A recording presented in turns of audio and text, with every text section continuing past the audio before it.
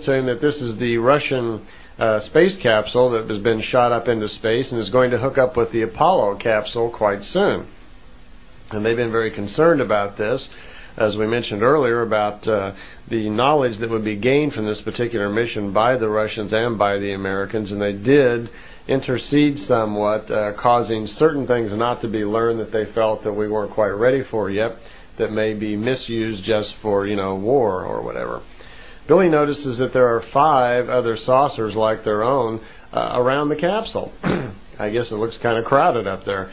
And he looks through the window of the beam ship and can't see anything.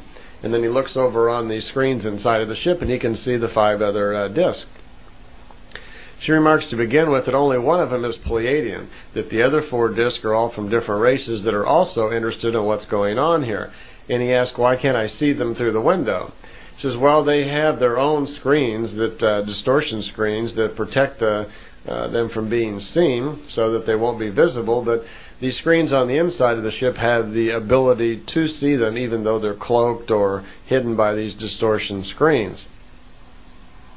They fly very close by the Russian capsule, and Billy's just kind of surprised how small it is. And he says, I can't believe how little that thing is. It looks like a little flying coffin in there. And she says, well, here, let me show you a little bit closer. And she says, would you like to see inside of the capsule? And he says, how is that possible?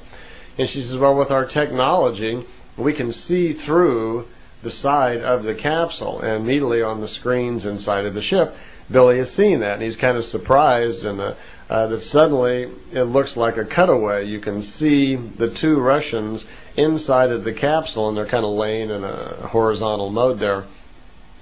And he's a little surprised, and she says, no, calm yourself, don't worry, this isn't having any effect on the capsule, it's just a visual effect. We can see through the side of the thing. And again, he's thinking to himself, what a miserable situation that is to be locked inside that little box, and he's thinking like a coffin. And Semyasi says, careful there, dig deep into your thoughts, that those feelings of fear you have of being in a coffin relate to a previous life somewhere, and that's still some sort of trauma that you're carrying with you into this life. And she tells him to, when he has time, to trouble himself for following those thoughts to find out more about it. And again, he's a little confused because he can't quite grasp what she's talking about yet. Billy immediately notices that the Apollo satellite, which now comes into position, is quite a bit bigger. And she explains, that's because it carries the linking equipment. Well, the linking takes place, the docking hooks up, and the 2 Russians float over into the American capsule. And again, they look inside the American capsule, and Billy notices that there's quite a bit more equipment and dials and knobs or whatever in the American capsule, and it's a little bit larger. Then he notices on the screen that one of the Americans bumps his head inside of the capsule. He's apparently not used to the weightlessness and bumps his head and kind of rubs it. And Billy chuckles a little bit and says, you notice, and remarks how cramped the quarters are in there. After that, they don't stay around any longer. Then they take off immediately, and Semyasi reports that some of the others there would be gathering information, and they're going to keep watching this event. But they take off.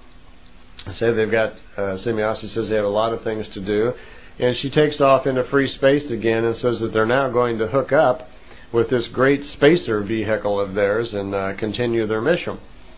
And Billy is kind of left alone deep in his thoughts for a few minutes as he's just looking out the windows of the ship and looking on the screens, and he kind of gets lost in his thoughts and drifting away, and he suddenly just starts feeling these sensations of tranquility and peace and being at ease. And he's feeling very comfortable out here in space. And he's noticing the many different stars and cloud formations and nebulas which are appearing on some of the screens inside of the ship. And all in all, he's just becoming very, very tranquil and comfortable, and he's having these wonderful feelings of kind of euphoric feeling about him, while he's traveling through the space. And Semyasi again remarks that, once again your feelings are digging deep into feeling comfortable, because these somehow connect also to a previous time for you, and tells him to trouble again to search in his thoughts for connecting thoughts about this. So they're always teasing him, you might say, or intriguing him with these ideas of places that he has lived and things that he has done in previous lives, and to search for it himself and try to figure them out. Well, they approached the Great Spacer, and they call it a Great Spacer. It'd be similar to what many people call a mothership. It's kind of unusual looking. It's not disc shape.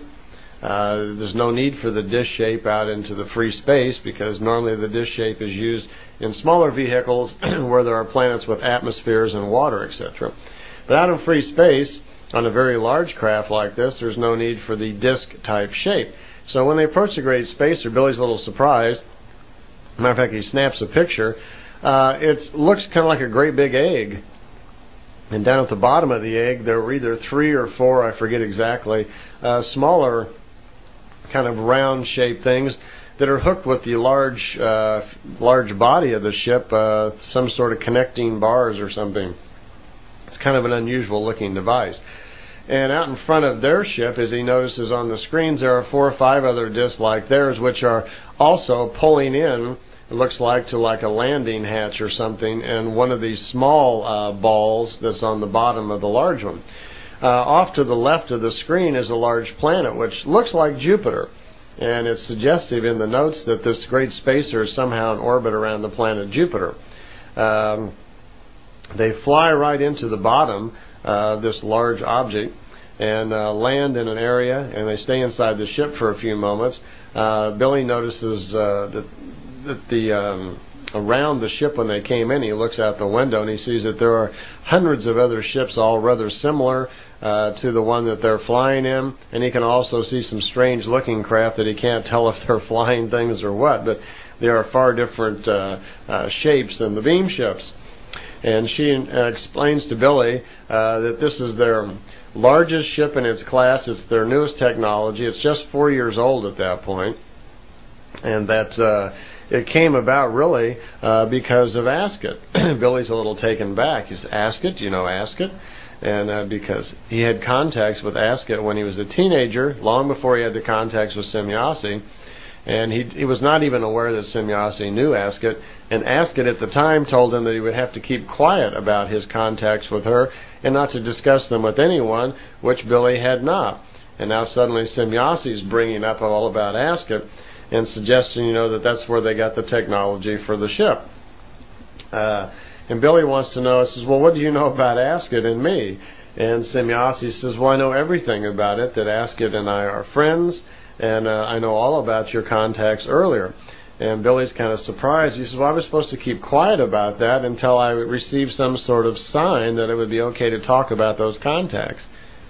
Well, Semjase says, well, consider this the sign. This is it, that at this point from now on, we would like you to take the information that you got from Ascot's contacts and use those, write those up. And she wanted to know then that if Billy still had all of his notes from those contacts from back 56 through 64. And he said yes, that he did. And she says, well, it would be time for you to get those out and to put those into your notes. Billy wanted to know how she knew Ascot, and Semjase said that after Billy had his contacts with Ascot after they'd ended in 1964, Ascot, being aware of the Plejadians, had made contact with them and come to their planet, and one thing led to another. There became open commerce between their two societies. One of the outshots of that was that Ascot's people, who are called Timmers, provided the Plejadians with the data and technical knowledge to build the Great Spacer that they were in. And that it had only been 4 years ago that they finally created this craft. And up until that time, up until about 9 years back, they had never had the ability even for time travel. The Plejadians themselves are not a race that try very hard for the technical knowledge. They mostly seem to be kind of spiritual people. And even though they're far older and far advanced of us, they had never really made the